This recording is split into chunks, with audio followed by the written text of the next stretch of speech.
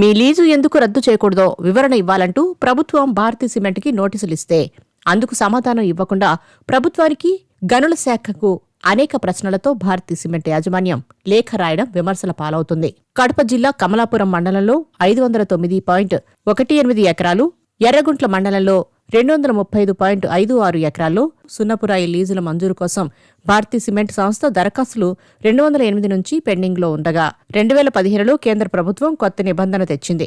ఈ వేలం ద్వారానే మేజర్ మినరల్స్ లీజుకు కేటాయించాలని, దరఖాస్తుల ఆధారంగా లీజులు ఇవ్వకూడదని నిబంధనలు తెచ్చింది.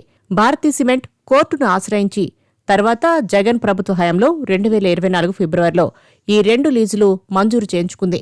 భారతీ సిమెంట్ 2 లీజులతో పాటు ఇదే విధానంలో ఏసీసీ, రామ్కో సిమెంట్ సంస్థలకు లీజులు ఇచ్చేశారు. దీనిపై కేంద్రం ఈ 4 కంపెనీలకు లీజులు ఎందుకు రద్దు చేయకూడదో వివరణ ఇవ్వాలంటూ నోటీసులిచ్చింది. ప్రభుత్వం ఇచ్చిన నోటీసులపై స్పందించి ఏసీసీ, రామ్కో సిమెంట్స్ వివరణలు ఇచ్చాయి. భారతీ సిమెంట్ మాత్రం వివరణ ఇవ్వకుండా ప్రభుత్వానికి అనేక ఎదురు ప్రశ్నలు వేస్తూ జనవరి 5న లేఖ రాసింది. వివరణ ఇమ్మంటే అనేక ప్రశ్నలతో లేఖ ఇచ్చిన భారతీ సిమెంట్ అభ్యర్థనలను ప్రభుత్వం గనుల శాఖ పరిగణలోకి తీసుకోలేదు. దీంతో భారతీ సిమెంట్ 2 లీజులతో పాటు రామ్కో, ఏసీసీ కంపెనీలకు చెందిన 4 సున్నపురాయి లీజులను రద్దు చేయనుంది.